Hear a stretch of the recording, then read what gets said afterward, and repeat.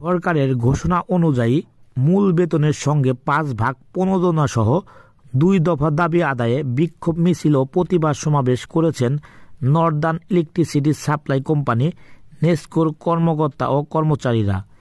বৃহস্পতিবার সকালে রংপুর নেসকো ভবন প্রধান প্রকৌশলীর কার্যালয় চত্বরে এ কর্মসূচি পালন করেন তারা। কর্মকর্তারা বলছেন, সরকারের ঘোষণা অনুযায়ী গত বছর জুলাই থেকে বেতনের সঙ্গে 5 ভাগ প্রণোদনা দেওয়ার কথা এবং একই সঙ্গে বাৎসরিক কর্মক্ষমতা ভাতা এপিএ প্রদানের কথা থাকলেও কোনোটাই পাচ্ছেন না রংপুর রাজশাহীর নেসকোর কর্মকর্তা কর্মচারীরা।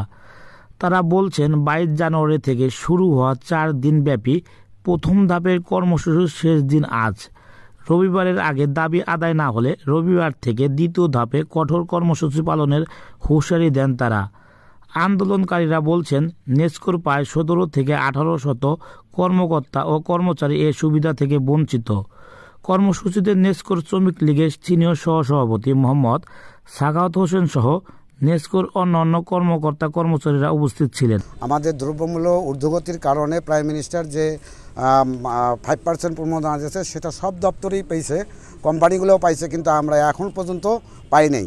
এটা যদি না পাই আর তারপরে আমাদের এপিএ বোনাস, বিগতবার এপিএ বোনাস দিয়েছে, এটা কাটছাট করছে পরিচালন পর্ষদ এবং এমডি মহোদয় চেয়ারম্যান, কিন্তু এর মধ্যে বৈষম্য যাতে না থাকে, যারা যেটা পাইছে 1.5 সম্পূর্ণ জন্য 100% দেওয়া হয়।